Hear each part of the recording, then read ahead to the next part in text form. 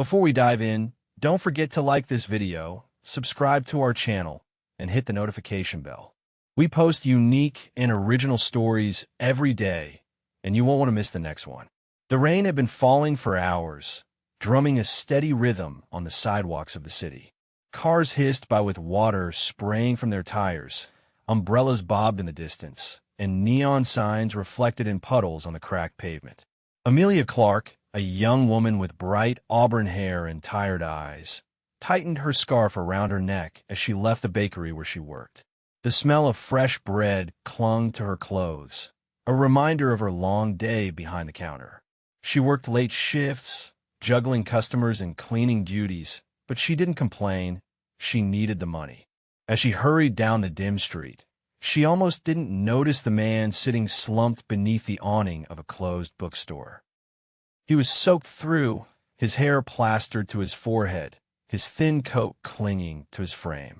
At first, she thought he was asleep. Then she saw his lips move faintly, whispering something she couldn't make out. She hesitated. It wasn't unusual to see someone down on their luck in this part of town. People walked past all the time, pretending not to notice. But Amelia's heart clenched. She remembered her father's words. The measure of a person isn't in what they own, it's in how they treat others. She stepped closer. "Hey, are you okay?" she asked softly. The man stirred, his eyes flickering open. They were sharp gray eyes, almost startling in their intensity, but dulled by exhaustion. "I'll be fine," he muttered, though his voice was hoarse. "Don't trouble yourself." Amelia crouched down, ignoring the cold seeping into her knees from the wet pavement. "You don't look fine," she said. "You'll freeze out here." He gave a faint, tired smile. "Been worse," he said simply. Something in his tone made her pause. There was no bitterness, no begging, just a weary acceptance. She noticed his hands, calloused but trembling slightly. Whoever this man was, he wasn't the usual face she saw on these streets. "What's your name?" she asked. "Daniel," he replied after a moment. "Daniel Reed." "Amelia," she said, offering her hand before realizing he probably wouldn't shake it in this rain. But he surprised her by gripping it firmly, if briefly. "You need a meal," Amelia insisted, "and a place to dry off." "I'll manage," Daniel said, shaking his head. "You don't need to. You can come with me," Amelia interrupted firmly. "I don't live far. It's small, but it's warm." Daniel looked at her as if trying to measure her sincerity. People didn't usually offer strangers shelter, especially not someone who looked like him. Finally, he sighed. "All right," he murmured, "just until the rain stops." They walked together through the storm, Amelia clutching her umbrella tightly as Daniel trudged beside her. She could feel people staring, a young woman bringing home a soaked, scruffy stranger. But she ignored the looks. Her apartment was on the third floor of an old brick building. She hurried inside, flicking on the warm yellow light. The space was cramped, just a single bedroom, a small living area, and a kitchen, but it was clean and cozy. "Sit," Amelia urged, pulling a chair out from the table. "I'll make something hot." Daniel hesitated before lowering himself onto the chair, his clothes dripping onto the floor.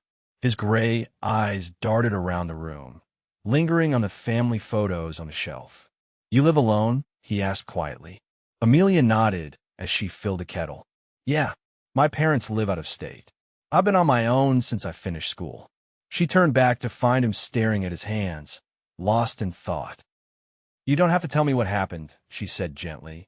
"But how long have you been out there?" Daniel exhaled slowly. "Long enough," he said. "Things fell apart faster than I thought they would. One bad decision led to another. Now here I am." Amelia frowned. There was something about the way he spoke, articulate, measured, almost educated. He didn't sound like someone who'd simply drifted through life. "Well, tonight you'll eat something warm," she said firmly, sliding a bowl of soup in front of him a few minutes later. "And tomorrow we'll figure something out." Daniel stared at the bowl for a moment before picking up the spoon. He ate slowly, savoring each bite as if it were the best thing he'd ever tasted. Finally, he looked up at her. "You didn't have to do this," he said quietly. Most people wouldn't have stopped. Amelia shrugged, her cheeks flushing. Maybe most people should, she said. For a moment, neither of them spoke. Outside, the rain drummed on the window, but inside, a strange warmth filled the room. Daniel leaned back in his chair. You remind me of someone I once knew, he murmured. Who? Amelia asked. He smiled faintly. Someone who believed people were worth saving, even when they'd given up on themselves. Amelia felt a chill at his words, not from the cold, but from the sense that this man wasn't who he appeared to be. And she couldn't shake the feeling that by helping him tonight, she had just stepped into something far bigger than she realized. The storm raged through the night, rattling the old apartment windows. Amelia had given Daniel a set of clean clothes, a loose sweatshirt and joggers that had once belonged to her brother, and a blanket. He had refused her bed and instead stretched out on the couch, staring silently at the ceiling while she retreated to her room. But Amelia couldn't sleep. Something about Daniel unsettled her, not in a frightening way, but in a strange way. He didn't fit the mold of a desperate drifter. His voice was too measured, his posture too steady. Even soaked and worn down, he carried himself with the quiet composure of someone who used to stand tall. When dawn crept through the blinds, Amelia emerged to find Daniel already awake, sitting at the table with his hands clasped. You're an early riser, she said, her voice still husky from sleep. Habit, Daniel replied softly. Old habits don't die easy. She brewed coffee and slid a mug toward him. He accepted it with a polite nod, his gray eyes watching her carefully, as if weighing what kind of person she truly was. Finally, Amelia crossed her arms. Daniel, I don't mean to pry, but I need to know something. He raised an eyebrow. Ask. You're not just some guy who lost his job and wound up on the streets, are you? She asked. You talk differently. You act differently. Who are you, really? Daniel didn't answer right away. He stared into his coffee, as though the steam carried memories he'd rather forget. I made mistakes, he said at last. I trusted people I shouldn't have. And when things went wrong, I took the fall. The fall for what? Amelia pressed. His lips twitched in a wry smile. Let's just say, I used to wear a suit, not a coat with holes in it. I signed papers that moved millions, not asked strangers for spare change. Amelia froze, the mug in her hand halfway to her lips. Wait, you were in business? Finance. Daniel met her eyes with that steady, unreadable stare. I was the CEO of a company you've probably heard of, but that was a lifetime ago. Her mind raced. The name Reed suddenly clicked, Daniel Reed. She remembered news stories, headlines from 2 years back about a corporate scandal. Fraud, insider trading, executives in handcuffs. You, she whispered. You're that Daniel Reed, the man the media had branded a villain. The man who vanished after his trial ended abruptly with dropped charges and sealed files. Daniel leaned back in his chair, his face calm, but his eyes sharp. So you do remember, he said. Amelia's stomach churned. She had invited him into her home, fed him, clothed him, and now she realized she was sharing her space with a man accused of crimes that had cost thousands of employees their jobs. She pushed her chair back slightly. Why didn't you tell me who you were? Would you have let me through your door if I had? He asked quietly. She hesitated. No, she admitted. Probably not. Daniel nodded, as though her answer proved his point. People only see the headlines, he said. The scandal, the disgrace. But they don't know the truth. Amelia's pulse quickened. Part of her wanted to demand he leave immediately. But another part, the same part that had stopped for him in the rain, couldn't shake the feeling that this man was holding back something much bigger than guilt. What truth? She asked, her voice steady despite the racing in her chest. Daniel's eyes narrowed slightly. The kind of truth that makes enemies powerful enough to erase you. The kind of truth that gets people killed if they ask the wrong questions. The air in the room shifted, heavy and electric. Amelia felt a chill crawl up her spine. You shouldn't have helped me, Daniel said finally. His voice wasn't threatening, it was almost regretful. Because now you're involved. And if they find out where I am, you'll be in danger too. Amelia's breath caught in her throat. They? Who's they? Daniel didn't answer. Instead, he stood, pulling the blanket tighter around his shoulders as if preparing to leave. But Amelia stepped in front of the door. "You're not going anywhere until you explain," she demanded, her fear cracking into anger. "If I'm in danger because of you, then I deserve to know everything." Daniel studied her for a long, tense moment. Then, for the first time since she met him, his expression broke, a flicker of pain, of exhaustion, of a man crushed under secrets too heavy to bear alone. "All right," he said quietly, "but once you hear this, there's no going back." Amelia sat frozen, her fingertips pressed against the cool wood of the table.